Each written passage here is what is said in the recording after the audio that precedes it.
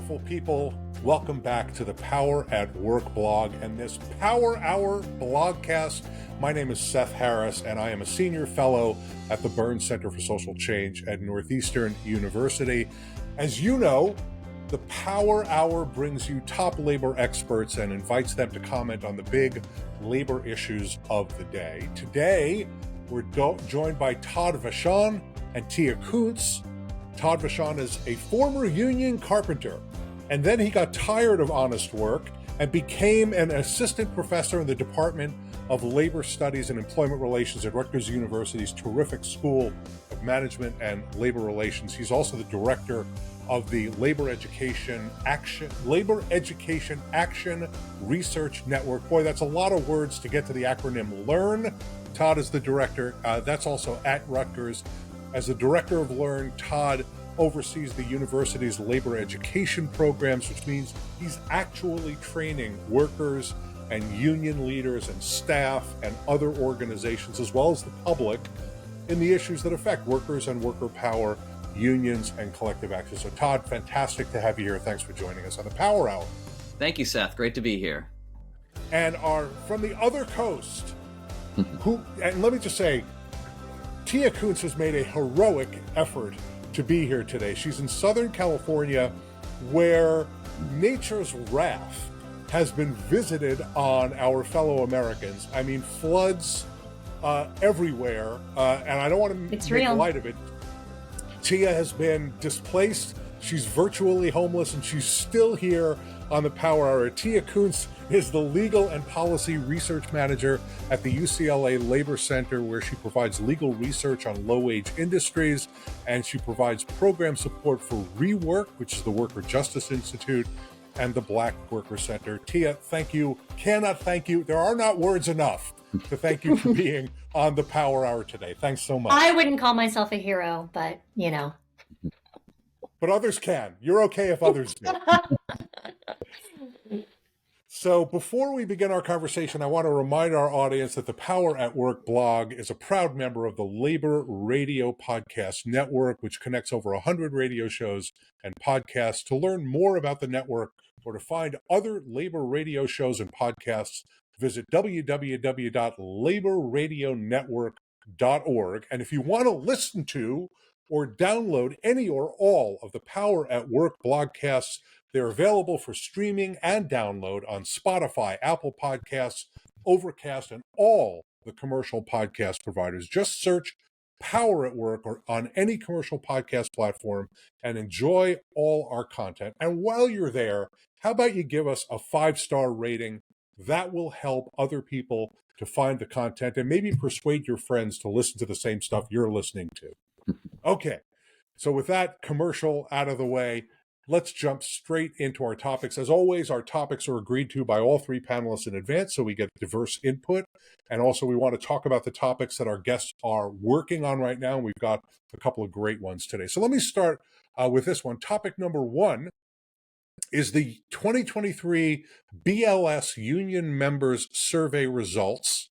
Now, let me say we posted a full blogcast on this topic and had a fantastic discussion, but I'm really eager to get your reactions to the Union Members Survey results, because you both come from very, very different perspectives as well as different backgrounds, and you're in different parts of the country, so you're looking at these issues very differently. So let me just summarize the results from the Union Members Survey that BLS does every year. They issue it every year in January. Union membership in the United States increased, but union density declined slightly. Union membership and union density grew in both the private sector and the federal sector, but union membership and union density both declined in the state and local government sectors. In fact, the declines in the state and local government sectors were enough to drag down the overall union density numbers. So Todd, let me start with you. When you saw these results, when you read these results, as I'm sure you did, what was your reaction, and what did you think it meant for worker power in the United States going into 2024? Sure. Yeah, I mean, first off, I wasn't particularly surprised by the findings. I mean, I do kind of follow this monthly as well, but just knowing the long trend and knowing the legal landscape of organizing workplaces in the United States in 2024, 2023, 2022, all the way back, it wasn't really a surprise. It's kind of similar to last year's findings, right? The labor movement actually added new members. 139,000 new workers belong to unions. Last year, it was over 200,000 new workers belong to unions. But we're still seeing that density go down at the same time. And that happens really as a result of the labor force growing at a faster rate than the new union organizing efforts. And really, that's reflective of the weakness of our labor laws, right? If we look back in 1980, 20% of workers belonged to unions. Today, it's only 10%. But that's the percentage of workers. If you get into the actual members, it was 17 million members in 1980, and it's still 14 million members today. So it's not that there's half as many union members. What's happened is new industries have arisen and the labor force has expanded in size, and labor has not been able to successfully organize new workers in all of those new industries. A lot of the service industries and knowledge economy that has arisen to replace a lot of the traditional manufacturing jobs that we saw, outsourced in mass in the 70s and 80s as employers were seeking, cheaper labor sources overseas, places where they can exploit workers more. And then what we had backfilling the employment market here in the U.S. is a lot of jobs that have been difficult to organize because, as it is, the National Labor Relations Act doesn't really have any teeth to punish employers who violate the law. There are great protections in the NLRA that protect our rights to organize in the workplace. But the reality on the ground is, if an employer has a lot of resources and wants to prevent a union from forming, it's just a cost of business to break the law, to fire workers that are engaged in protected activity, and to just go on with their day. So that's really the main reason I'm not surprised that we're seeing, this continued trend that workers are enthusiastic about unions, especially young workers. They're, the public support for unions is through the roof, which is fantastic. But it's really hard to translate that into increasing the union density. I think under the given set of rules that we're forced to operate within. Yeah. Well, Tia, let me ask you the same question, and understanding that you live and work in one of the states that has among the highest union density rates in the United States and has seen a lot of labor activism in 2023. What was your take on the Union Members Survey? Well, I don't know why our public sector density fell necessarily, but I do have, I guess, some insight, right? We did lose about 70,000 folks, and it's so interesting to hear Todd's comparison of how many workers are coming into the labor market. So I do wonder whether or not there was an expansion, a significant expansion of public sector employment, such that maybe we outweighed the number of folks coming on, outweighed the number of folks who are unionized. But what I think happened, I hadn't even thought about that, Todd, so I really appreciate that. It's part of a slow, steady decline in public sector density, right? It's was 36.9% in 2020. And now it's down to something around 32 or 33%. But that is not like a catastrophic plummet, which is interesting considering that like 5 years ago when the Supreme Court decision around Janus came out, you would have thought that we would have had a significant plummet in our public sector density, right? Union density. So it's really a testament to the organizing of our public sector unions. They've gone out and they've made union representation meaningful enough that people are willing to voluntarily turn over their dues. So I am struck by how slow the decline has occurred, knowing how rapid the onslaught of right to work legislation has been in different states. So that said, I think we could also maybe attribute some of the public sector loss to outsourcing, to budget shortfalls, maybe some early retirement buyouts. But here in California, we have had public sector unionization growth, like really astronomical public sector unionization growth. And I will name drop, right? That's a result of efforts by our friends in healthcare, by our friends in the public sector, like SEIU and CNA and CTA and the NEA and CSEA and AFSCME and so many others. And we know that in the public sector, Black and brown people and women are disproportionately represented, right? And so when we see declines in public sector unionization rates, when we see attacks on public sector, that's really an attack on middle-class jobs for Black and brown people and women. So it is a source of extreme concern nationally that we see that decline. So that's, I think, you have asked about how I think these figures weigh into the question of organizing and worker power. And I think ultimately people are out there. They're doing it. They're doing the organizing, and they're getting workers to turn over those dues, even though they don't have to. So it's really a victory, even though that might sound like a glass half full response. Yeah, well, that's okay. We're happy to take glass half full responses here. Good. I've opined on this at some length on the last podcast, but I just wanted a couple of points. Todd, I was surprised to hear you say that you were not surprised, and maybe I was naive to be surprised. The state and local government numbers snuck up on me. I expected the growth we saw in the federal sector because I know some of the changes that the Biden administration has made and how active the federal employee unions are in organizing, particularly organizing workers in units they already represent. So their growth was not a surprise to me. In fact, that was one of the pillars of where I thought we would see a growth in the union density rate. The state and local decline was a surprise. And I must say, I guess I have undervalued what Tia was just talking about, which is this extremist right-wing assault on public sector unions, including requirements in states like Iowa that unions get recertified at the end of every contract, efforts to decertify unions. The teachers union in Miami-Dade in Florida just barely avoided being decertified. That would have been a gigantic loss for the teachers union. But those kinds of fights are going on in public sector units all around the country. And I think I got sold on the fact that I know that the public employee unions, the state and local government unions, NEA, AFT, AFSCME, and many others, CSEA, the CWA has a unit has units in various places.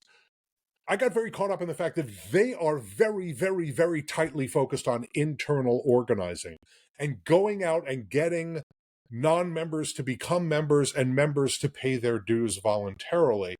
And so they have not seen as much of a loss in revenue as was expected. But I guess that assault has really had its effect. The other thing that has had an effect is there are public sector jobs all across the United States, including in heavily unionized states, where there's high union density in the public sector, that are wide open. There are vacancies, huge numbers of job vacancies all across the country. And our friends at AFSCME ran a campaign to staff the front lines. I think we're beginning to see some growth in public sector, state and local government employment in the last jobs report, but we're going to have to see steady, consistent growth in state and local government employment, I think, in order to be able to bring those union density numbers up again, or at least the union membership numbers up again, because you can't organize an empty chair. I feel like I'm making a joke, but it's quite true. You can't organize workers who aren't working in the state government or the local government. So I appreciate your takes on it. I think what I want us to guard against is sort of learned pessimism, sort of experience-driven pessimism. Last year, I was really enthusiastic. 270, or the year before, 2022, 270,000 new union members, 139,000, as Todd said this year. That was disappointing to me, but it's growing again. There were 5 years where there was no growth in union membership. If we can keep the numbers growing, and by we, I mean the folks who are doing the organizing and are doing the recruiting and making the case to workers that they should join, if that can continue, then I think there is some hope for making the union density rate at least turn or plateau or maybe climb. I'm hopeful. Maybe I'm too optimistic. I'm happy to be called naive. My glass is half full, Tia, not half empty. That's right. Okay. So let's just remember what we thought was going to happen after Janus. Like, remember. I mean, it was everyone I know was, doom and gloom. It was a paralysis moment. And the fact that we've declined at the exact same rate of decline we've been experiencing since 2000, despite an economy that's growing, is pretty astronomical. So just to put things into a glass half full, you're welcome. Enjoy it. Yeah, very good. Okay, so let's go to topic number. I'm hopeful also. Sorry, Todd, go ahead. Sam, I'm hopeful also because beyond just these numbers, there's just so much organizing activity going on, right? There's workers that are not counted in these numbers that are taking collective action and winning changes in their workplace, even without having a union contract in place. Like there's definitely like an awakening among the working class, especially younger workers, to understand the power you have as coming together as a collective, right? Whether you're certified and recognized and counting these numbers or not, we can see that workers are making real efforts to make change in their workplaces, which I am very encouraged by. Those younger workers did not get the memo that unions are dead. I guess they didn't believe it. Okay, topic number 2 is automation, workers, and unions. Of course, this is an immensely important topic across industries and has been for several decades. We've all heard and read and witnessed stories about the effects of robotics on manufacturing industries, for example, over the course of the last 4 decades or so. The recent SAG-AFTRA and Writers Guild strikes against the Hollywood studios were partly about artificial intelligence, which I think we could probably start calling the robotics of the mind. And perhaps most economically important, automation played a huge role in the negotiations between the International Longshore Workers Union and the Pacific Maritime Association regarding the West Coast ports. And let me just say, I'm going to offer a prediction here. The negotiations between the International Longshore Association and the Longshoremen's Association and the East Coast and Gulf Coast ports are going to begin fairly shortly. I predict automation will be a big issue in that space as well. So Tia, you and your colleagues at the UCLA Labor Center recently issued a report.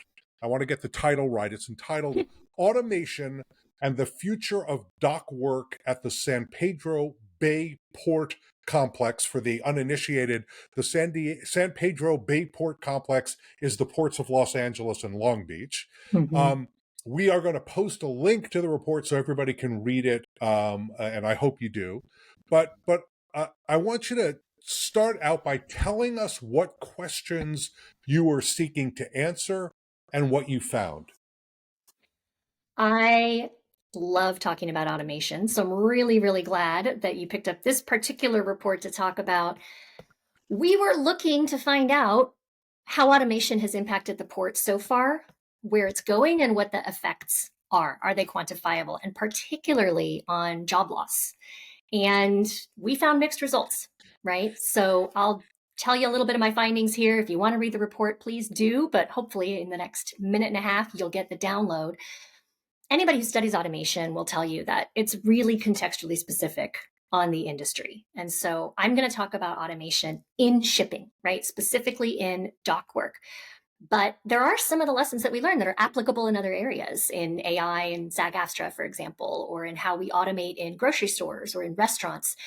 But when we're talking longshoring work, we're talking automated straddle carriers, automated guided vehicles, automated crane operations.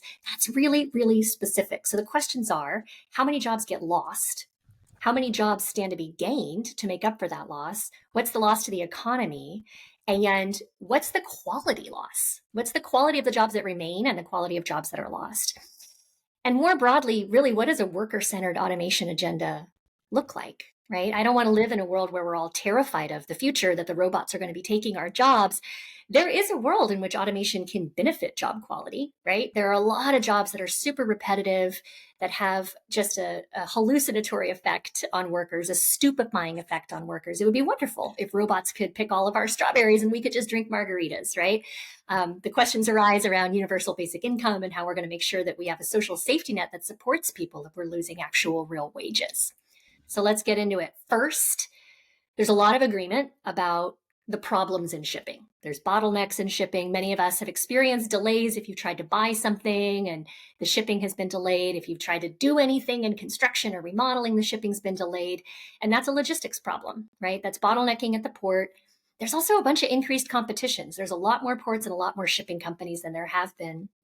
And then there's non-standardized regulations and approaches, and particularly some non-standardized air quality regulations that make some ports more expensive than others, which is particularly true down here in the ports of Long Beach and Los Angeles, as we've got pretty stringent air quality regulations in the state. So we found that both the operators and the union agree on that, right? There's a lot of alternatives to solving those problems besides automation. So some of the low-hanging fruit is going to a 24/7 model so that you're working around the clock. You got dock workers out there around the clock. They're not shutting down ever, and you're just able to haul more cargo. Another is looking at inland ports and making much more efficient use of on-dock rail and that turnaround onto trucks to take advantage of inland ports that we are developing in mass throughout the country, right? And by inland ports, I mean big old warehouse epicenters. And then automation, no one really knows whether it offers actual immediate benefits, immediate cost benefits, labor benefits, efficiency benefits. And what we found is that pretty much all the data suggests from other contexts that it doesn't. And that might be why only 4% of the entire shipping industry is automated. Globally, just 4%. Some of the shippers that we talked to said they don't want to be the guinea pigs, right? We're talking about hundreds of millions of dollars of investment in that kind of equipment. And shipping in particular is hard to automate. Shipping is unpredictable. You're looking at huge costs if something goes wrong. So you need human bodies there to watch that technology. And that's kind of where ILWU held the line. And this is what's interesting. You talk about talks now on the East Coast. ILWU held the line on automation in a few central ways. So they created a whole new job classification. Someone has to be assigned to safeguard the robots. So there's a specific minimum manning requirement for any terminal that uses automated equipment. There's limiting on the scope of potential automation. There's particular arbitration processes for determining violations that are in ILWU jurisdiction that result from anything in automation. So some of those lessons can be applied in other contexts, and some are just really unique to shipping. I don't know that we will ever experience robots taking all the dock work jobs away, which is critical because dock work jobs, especially on the Pacific Coast, are unique. They're iconic for being able to offer six-figure salaries to folks with a high school degree. Right. We know that in Long Beach, 1 in 8 people works at the port. It's a huge economic cornerstone for us. And so there's a lot at stake if we end up losing catastrophically those jobs at the port. Yeah. Thanks, Tia. That's very, very interesting. Again, we're going to post a link to the report for people who want to read the whole thing. Todd, I want you to sort of step back a little bit and look at the issue a little bit more broadly, because you earlier mentioned what happened in the manufacturing industry and other industrial sectors in the 70s and 80s with the offshoring of a lot of jobs. And also we ended up with a lot of robotics and other kinds of technologies that replaced a lot of jobs in those industries. So you talk to unions and workers and union leaders and union staff all the time. How big a concern is automation and technology? And do you think unions are well prepared to address those issues? Great. One, I think it is a huge concern, but like Tia hinted at, it's really industry specific, right? It's going to have a greater impact on workers that are in occupations that are more vulnerable to automation, right? But in addition to automation, we also have AI, which is, threatening some of the occupations that we never thought would be facing automation, right? A lot of white collar work and knowledge work that can be done now with the use of AI. So there's definitely fears across different occupations that are vulnerable. Capitalists are always innovating to find ways to make new profit, which in the end often means finding new ways to screw over workers to make more profit. Can I just say that's a very cynical view, Todd. It's a view I share. But it's a very cynical view. So that's why we organize, right? We got to push back and build the power and shape, the technology is being shaped and driven right now largely by the employers for the purpose of increasing profits and reducing labor costs, right? That's the purpose of the technology. I would like to see unions to be more proactive in negotiating the development and adoption of technology in the workplace, right? We'll talk about climate change a little bit later, but when we saw globalization, labor was largely reactive to it, right? We were not proactive in helping to shape that inevitable change. And I think we have an opportunity here to come to the table, like knowing that this is coming down the pipe and really sit down and talk about how to shape it in a way that can ensure good jobs for the future, protections for workers who may lose their jobs along the way. So it's, some unions are starting to talk about it. I know the UAW is trying to negotiate over technology in the workplace. There's some white collar unions that are thinking about it right now. Professors unions are considering it, right? Like the more we can be proactive on this and we can bring it to the bargaining table, the better off we all are. But of course, the flip side is the majority of workers don't have a union. So that's not even an option for most workplaces, right? You're part of the elite 10% that gets to negotiate over wages, hours, working conditions. And then maybe you bring technology into the bargaining table in that scenario. But that's, the other 90+% of workers don't even have the ability to negotiate over that. Mm-hmm. So that's my fear. That's the type of stuff that keeps me up at night. But at the end of the day, robots don't buy cars, right? So, I mean, at what point do the capitalists completely replace the workers who are also their consumers and find there's nobody left to buy their products? Yeah. It's funny. The economist John Maynard Keynes predicted back in the 1930s that because of technological developments, we would all only be working 15 hours a week, and we would only do that because we needed something to do, and there'd be plenty of money for everyone. There's plenty of money for some people, but not for everyone. And that's one of the critical reasons, as you were saying, Todd, for unions to get to the bargaining table on this. And I want to maybe to even take this to even a slightly higher level. It's the exceptional case that technology is either absolutely morally bad or absolutely morally good, right? More often than not, what the effect that technology has on society, on workers, on the economy is a matter of choice, right? And so it is not inevitably the case that every technological innovation is going to result in fewer workers having good quality jobs. Some technologies have had that effect, absolutely. But there are technologies that have created, thousands, tens of thousands, hundreds of thousands, millions of excellent quality jobs. There didn't used to be cars. Now there's an entire auto industry, not only in the United States, but around the world. There didn't used to be an internet, right? Actually, within my memory, my adult memory, there was no internet. Now we have millions of internet-based jobs that were made possible by the existence of the internet. But the question is, will workers have the ability to influence how technology is going to be used? Will it be used to save labor and therefore increase profits, or will it be used to create jobs, to make people's lives better, to improve job quality in the way that Tia was talking about? I think that's a very, very, very big issue, and I appreciate both of you opining on that. Let me just give you a last chance if there's anything, Tia, you wanted to add to that, and then I'll go on to the third topic if you want me to.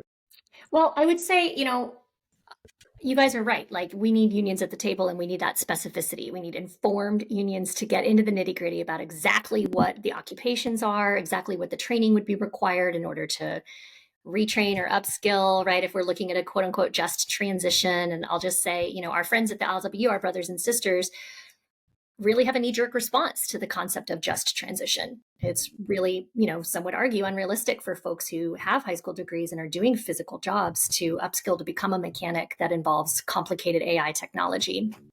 Conversely, what we know is that automation at ports is taking away the higher end jobs and leaving the remaining really tough, physically demanding jobs.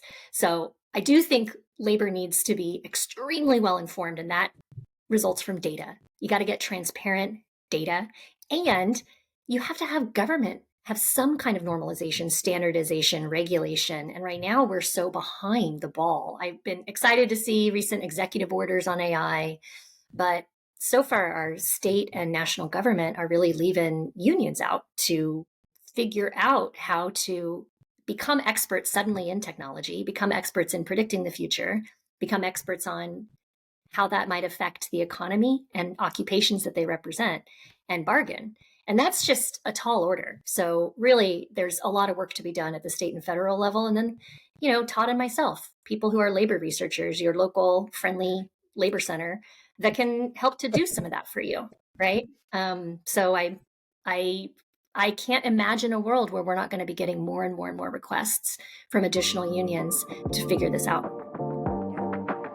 You can stay up to date with the latest news about workers, worker power, and unions by subscribing to the Power at Work blog. You'll receive the weekly download, a Power at Work newsletter sent straight to your inbox. The weekly download collects about 24 of the week's articles, academic studies, press releases, podcasts, and videos from across the internet. We find the stories and deliver them directly to you. So subscribe to the weekly download right now on the front page of the Power at Work blog. Go to poweratwork.us. Well, you said the magic phrase that's going to allow me to brilliantly segue to topic number 3, because you said the phrase just transition, and topic number 3 is about just transition, in particular, climate change, just transition, and worker power. So this is a huge issue, not just for tens of millions of workers, but also for the planet. And sadly, Tia has been living through one of the consequences of climate change, and we're all going to be facing it, right? It is an existential threat, and our public policies, I'm going to lean forward a little bit here and say they're kind of sort of beginning to catch up to the urgency of the crisis. I wouldn't say they're all the way there, but they're kind of sort of beginning to get there. President Biden's Inflation Reduction Act is investing hundreds of billions of dollars in renewable and green energy sources, as well as greener transportation technologies like electric vehicles. But there has been, for a very long time, a tension between the labor movement and the environmental advocacy community over the issue of jobs. And the simple matter is that there are a lot of very good quality union jobs in industries that are put at risk by a declining reliance on fossil fuels and existing technologies. And many renewable energy industries and green manufacturing industries, frankly, have very few unions. They have lower wages. They have fewer benefits, partly because they don't have unions. And so there's a big tension. There's a big issue. Todd recently published a book entitled Clean Air and Good Jobs, U.S. Labor and the Struggle for Climate Justice. And Todd, I'm hoping that your book gives us the final answer, the complete answer. It's just like a playbook to getting to the correct place. But let me, without being cheeky about it, let me ask, what was your argument in the book? And how do we accomplish real climate justice while we're also ensuring a just transition for workers and unions? Sure. Well, the key argument really, if you boil it down, is that labor needs to lead on climate policy, right? The catchphrase is if you're not at the table, you're on the menu, right? So this is the environment is too important to leave to environmentalists. Like we know there's going to be tremendous job impacts in terms of fossil fuel job loss. But there's also this creation of this whole new industry, which you already alluded to, is not unionized. And going back to topic 1, we know the history of the past 40 years of new industries arising and the difficulty of organizing unions in those new industries. And look, a lot of those renewable companies are owned by the same tech companies that are, very anti-union. The Elon Musks of the world are going to spend whatever they can to bust a union up in their workplace. But that's not all of the green jobs, right? There's a lot of great construction work. A lot of this infrastructure spending is going to create good jobs for the building trades. My former union carpenters are going to be involved in a lot of the offshore wind construction off the coast of the northeast of the U.S. But those new jobs in the northeast of the U.S. on the coast are not going to help those workers who may be losing their jobs in, say, Ohio or Indiana at a coal-fired power plant because we have to stop using fossil fuels. So this is really where the just transition question comes into play. Maybe just to be a little educational for your listeners, the idea of just transition, if you're not familiar with it, really is rooted in the work of Tony Mazzocchi, who was a leader in the Oil, Chemical, and Atomic Workers Union. So I always got to give some credit where it's due whenever people use the term just transition, to know that it is a term that comes out of the labor movement, right? There is a lot of resistance to it now, as Tia mentioned, right? Some people hear it and they have this knee-jerk reaction that just transition just means you're going to take my job away, right? Rich Trumka even said he said it just means a fancy funeral, right? And there's a good reason for people to think that, because our government has a terrible track record of helping workers transition through big periods of change. The whole globalization, we had the Trade Adjustment Assistance Act, and it really didn't equate to what people had hoped it would, right? It didn't lead to actual jobs at the other end. And when it did, they weren't jobs anywhere near the equal quality of the jobs that were lost from outsourcing. So in my book, I really investigate the activists within the labor movement that are trying to get their unions to be more proactive on climate change and to make demands, one, of the government to center workers in the transition plans, which we see a bit of that in the Inflation Reduction Act, right? It's actually really encouraging that some of the incentives that they're giving in terms of tax breaks and direct pay to public entities. Look, if you use certified apprenticeship programs, the government will give you even more money towards the project. If you use a certain amount of domestically made content, so US made steel and products, will give you even more money towards the project. So there's these different built-in incentives that are like at least driving us towards better labor standards in the green economy, which is great and important. Is it enough? No, I think we need to do much, much more. The folks that I interviewed throughout my research, which was over the course of 10 years of participating in different organizations and as a local union president myself, the idea of just transition has layers to it, right? At the most basic level is protecting the workers who lose their jobs. So that requires some kind of social welfare policies, some wage replacement, some job training, some job placement. So ensuring that when workers are laid off from their job at the coal power plant, they're taken care of, right? They're not bearing the cost of the transition. But beyond that, we're going to create all these new jobs. Are they going to be crappy jobs or are they going to be good union jobs? So that's where we need to be proactive. So we're going to be protective, but we also have to be proactive. And that's what I mean about labor coming to the table to shape the climate policies and really proactively drive us through the change rather than reacting to the change, which was often the case for globalization and deindustrialization. But there's been some encouraging examples recently. The United Auto Workers, when they were on strike, one of their demands was a just transition for the workers in the battery plants to be under the master contract and have the same conditions that apply to the fossil fuel combustion engine plants. And they won that on their strike. That's incredible. That's a really important win. There's a group called the National Climate Jobs Resource Center, which is bringing together building trades unions and education unions and others in different states to help shape state level policy and to promote green infrastructure projects with project labor agreements, prevailing wages, and just ensuring that we're building at union, which is fantastic. And, my own union, the American Federation of Teachers, is really has an active environmental climate justice caucus within the union. And we're doing educational pieces for local unions about how to take advantage of the benefits of the Inflation Reduction Act. So teacher union locals reaching out to their local building trades comrades and then saying, how do we leverage this funding right now to, retrofit our schools and bring in solar panels to our schools and have it be built by union labor. So that's, addressing the climate crisis, adjusting the inequality and environmental justice issues, and then also creating union jobs. So I'm encouraged, but there's a lot more that needs to be done, obviously.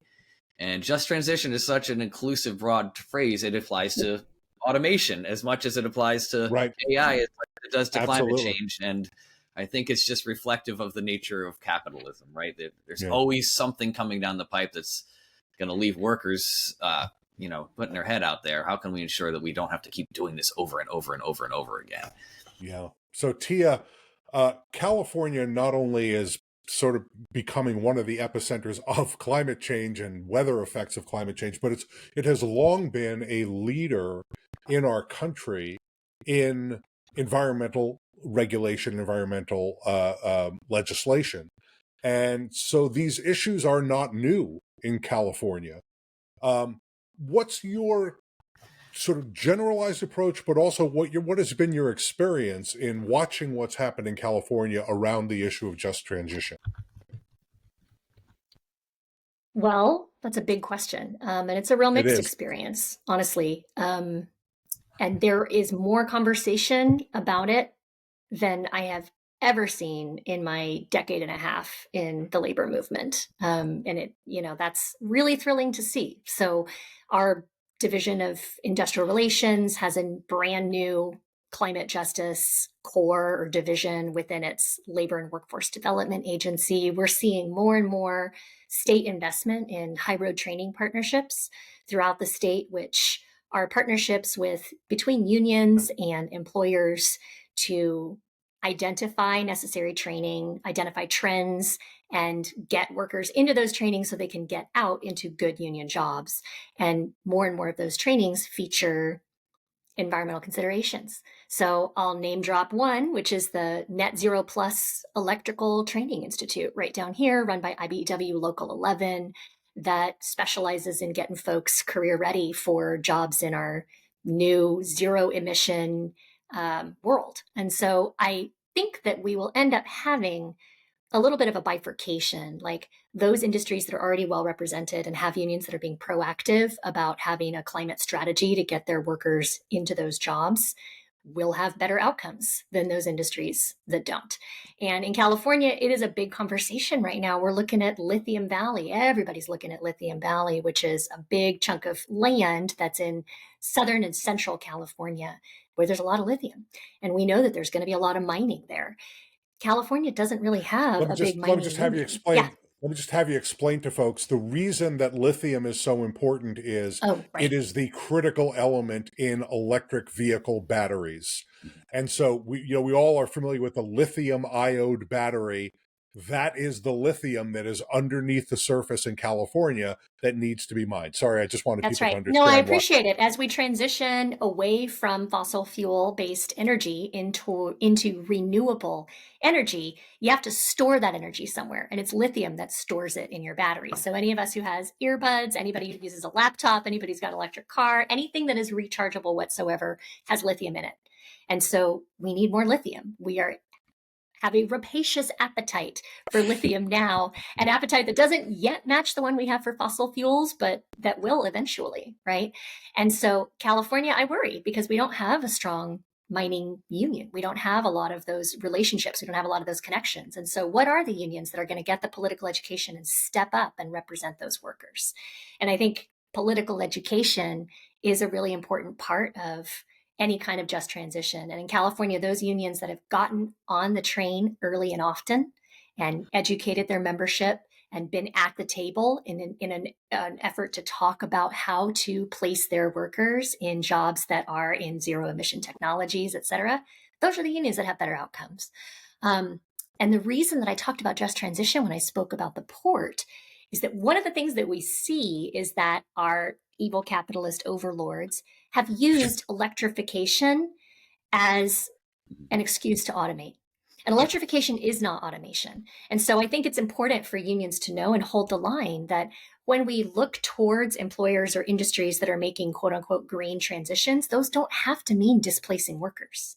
That doesn't have to mean automation. So we have to be, the devil's in the details, and we have to be real careful in our organizing about how we preserve jobs, even as the inevitable electrification comes through, the inevitable, AI comes in. So I have mixed feelings about how things will unfold in California. That said, Seth, I'm glad that you went back to talking about the New Deal because this is an opportunity to get it right. This is an opportunity to create jobs programs that don't leave behind Black and brown workers, and jobs programs that don't leave behind women, and jobs programs that don't have those kinds of inequities in them. And so when I teach this to my students, I teach this as a really remarkable moment. They're going to be involved in employment that is funded by the Infrastructure Act. They will. And if they're not, their neighbors will, their roommates will, their cousins will. And the question is, are they going to have the same kind of disparate outcomes that we had following the New Deal programs? Or are we going to get it right? Right. Let me just say that, we've had, something like 6 or 7 dozen guests on various blogcasts on the Power at Work blog. But Tia wins because she's the first one to roll out the phrase evil capitalist overlord. Yeah, it's the first time. Haven't heard that one before. Okay, we've got one more topic, and then we're going to get you all out of here. Very important.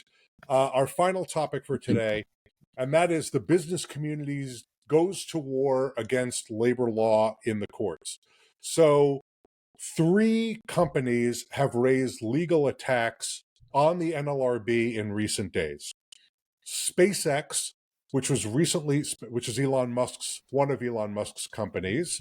Deep sigh from Tia in response to the mention of that Speaking name. of evil capitalist overlords.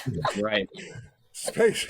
I wasn't going to say those are your words. Okay, we're not trying to get them to sponsor or anything, I swear. SpaceX, which was recently joined by Trader Joe's, is arguing that the National Labor Relations Board is unconstitutional. And the reason it is unconstitutional is that when Congress enacted the National Labor Relations Act back in the 1930s, they put limits on the president's ability to fire the NLRB's administrative law judges and the members of the National Labor Relations Board. those public servants can only be fired for cause and not for political reasons. Starbucks, separately, already has gotten a case into the United States Supreme Court arguing that the NLRB's standard for injunctions, the standard for securing an injunction that is largely used for getting workers back into the workplace after they have been illegally fired, is too weak, and that it needs to be the standard that is used for other kinds of injunctions, which is frankly a more difficult standard for the NLRB and the courts to meet. So I'm going to ask you, T, I'll start with you on this. I'm going to ask you to put your lawyer hat on. You have both a law degree and a public policy degree. So I guess this is a left side brain thing. I don't know. You'll tell me. So, but I'm going to ask you what is admittedly a loaded question. Until recently, employers seemed to be satisfied with stacking the labor law deck in their favor through the courts. Now, employers seem to want to set the whole deck on fire. So, do you agree with that assessment? Are we in a new stage of labor battles or legal battles over labor law? And if so, where does that leave us? And what does it say about the state of labor relations in our country? You know, I'm trying to figure out if this is old wine in new bottles, or if this does actually herald a new era, a more brazen employer challenges to some of the most fundamental things about our labor infrastructure in this country. And I don't think this is old wine in new bottles. I do think that employers feel emboldened by this composition of the Supreme Court. That said, trying to dismantle the board, I mean, that's wild. And they're definitely trying to dismantle 10J injunctions, which are that's the specific remedy when folks have lost their job because of retaliation. So the status quo is preserve the status quo. Those workers can keep going to work while they're proving their claim in court. Well, if Starbucks gets its way, then no worker's ever going to want to organize ever, because you know they're going to get fired. And they're going to have to spend years litigating their case, during which, they're not making money? Or they move on, they go get a new job, they got to support their kids, they got to pay mortgage, they got to pay the rent. So it really would have a spectacularly chilling effect on organizing if we were to eliminate those 10J injunctions. And I don't have faith in the Supreme Court whatsoever. That said, I do think that this wild Elon Musk... Can I just say, I thought Todd was being cynical before, but not trusting... You don't trust the United States Supreme... I'm as a former law professor, I'm outraged that you would suggest that the Supreme Court... No, I'm sorry, go ahead.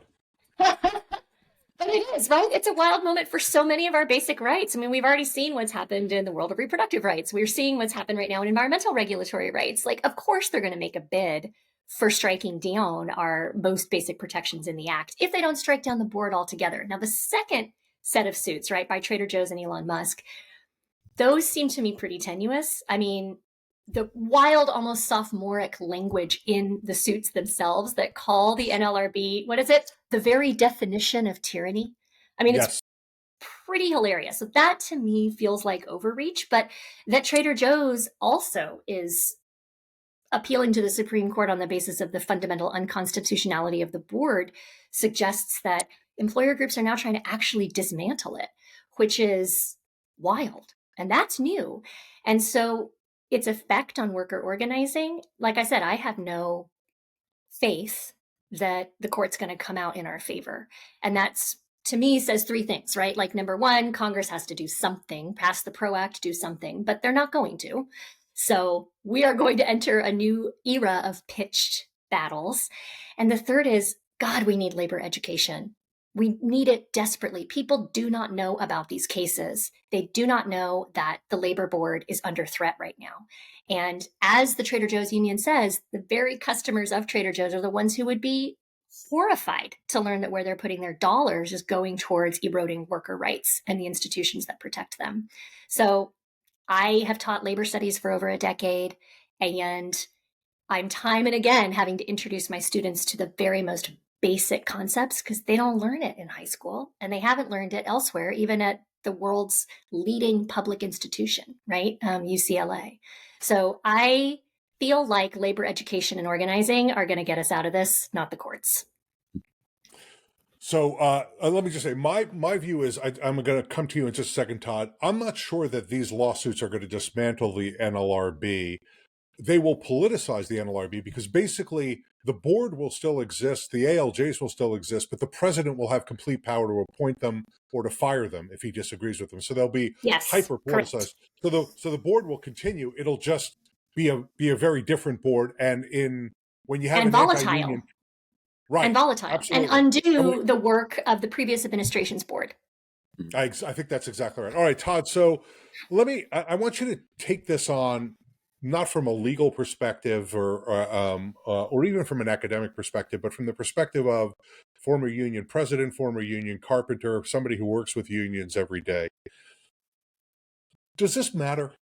I mean, does the law really matter anymore? And let me just say, I'm not asking that facetiously. I'm asking that very seriously, and I want to point to an example. The law requires that Starbucks and Amazon bargain in good faith with their unions, and they are absolutely positively not doing that. And they have been found by the board to not be doing that. Does the law matter here, or does it all already, forget about how these cases come out, are we already in a place where the only thing that matters is power? I think power is the only thing that has always mattered, and that's what shapes the law to begin with.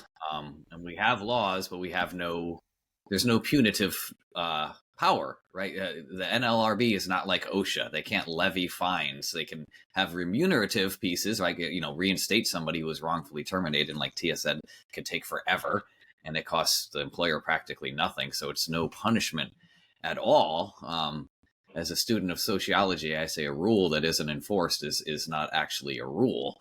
But I think that, when I was reading about this, the first thing that comes to mind to me is that this is really just one piece of a broader attack on democracy itself.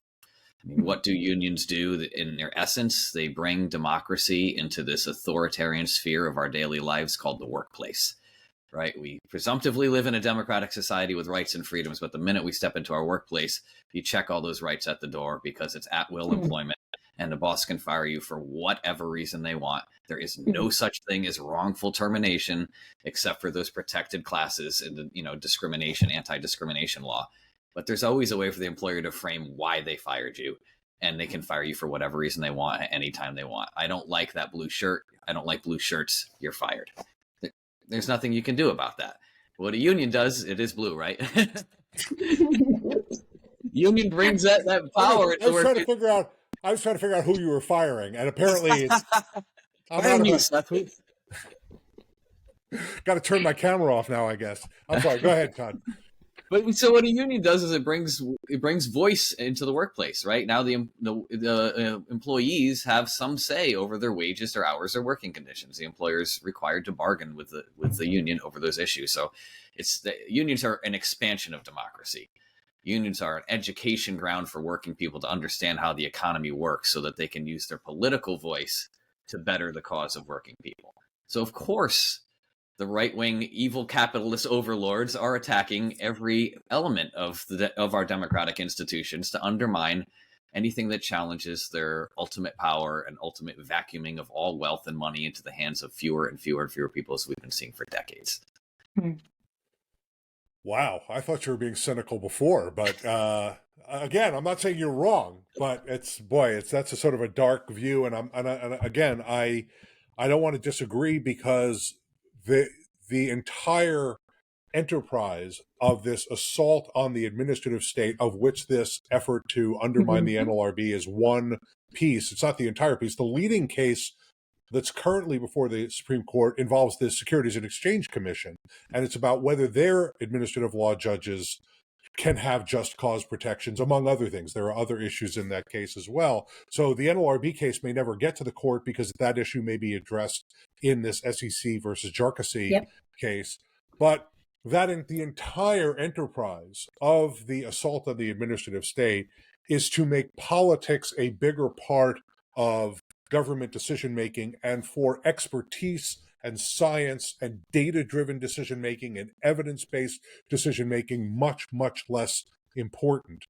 And you can see where this extends to, protections about how regulations are written, protections of others in government, protections of people's rights in the executive branch context. We saw the extreme version of this argument when President Trump, former President Trump, in his legal cases essentially argued, I am absolutely immune for everything I did when I was president of the United States. That is an extreme version of this same argument called unified executive theory, where the president should have absolute control over everything having to do with executive decision-making in the government, and Congress has no say in We have any a word for that. It's fascism. Wow, it really descended from evil capitalist overlords. It's a logical extension. Todd, you just put things in such excellent context that this is part of the broader dismantling of our systems of democracy. Boy, you're making a lot of people on Twitter very happy. Twitter X, right? Happy right now, but not its owner. Okay. No, not its owner. Well, we've gone way over, and I knew we were going to go way over because this has been such a fantastic conversation. I didn't want to cut you, either one of you, off. A deep and sincere thank you to Tia Koonse and Todd Vachon for joining the Power Hour today. Hey, audience, you should subscribe to the Power at Work blog so we can keep you updated on new content as we add it to the blog. You can find the subscription block at the bottom of the blog's front page. There's also a pop-up that comes on every time you go to the page. Go there right after you finish this blogcast as a thank you to Tia and Todd for their great presentations, and subscribe to the blog. And finally, follow us on all your social media channels. You'll find us on LinkedIn, Facebook, Twitter, X, Threads, Instagram, and TikTok. And now we're on Patreon, so follow us there as well. Just search Power at Work or Power at Work blog. I promise you'll find us. Follow us in all those places. Thank you again for watching. Thank you for sticking with us to the very end. We'll see you on the blog very soon. Hey, keep the power on, everybody. Thanks.